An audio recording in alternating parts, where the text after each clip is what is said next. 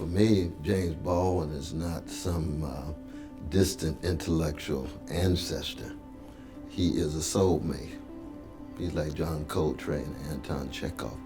He's somebody that I sleep with, I dream about. He's somebody who shapes at a fundamental level who I am. It's like Malcolm X or Martin Luther King Jr. I teach him every year. I read him intensely. And anytime I have a chance to bear witness to his genius, his courage, his vision, his unbelievable charisma and personality, and most importantly, his love, I jump at. In the eyes of heaven or in the eyes of earth, it's over. I've dealt with you a very long time. Now you got to deal with me. What Jimmy was angry. He was constant. He was angry at injustice, at ignorance, at exploitation. Look at the world, the Christian world. They don't know what to do with what they made of the world. They don't know what to do with the choices they made. I don't care what church you go to. Jimmy wouldn't let people off the hook, and some people are bothered by that.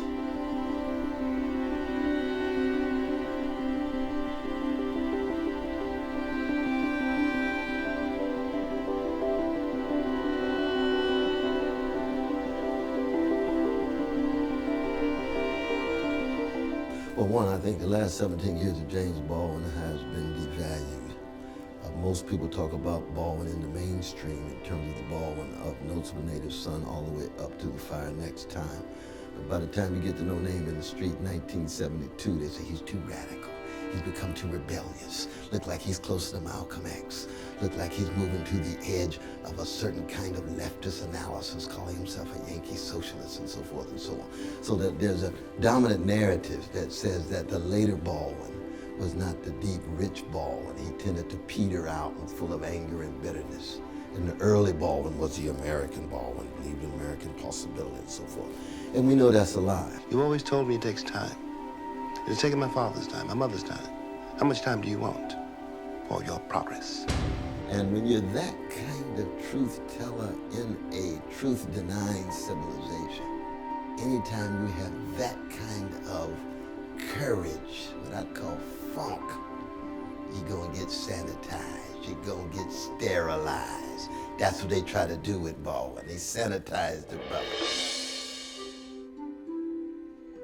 We're talking about the culmination of the greatest writer of the English language in the midst of an American empire shot through with a white supremacy and predatory capitalism that tried to call into question the humanity of the very people who produced the genius.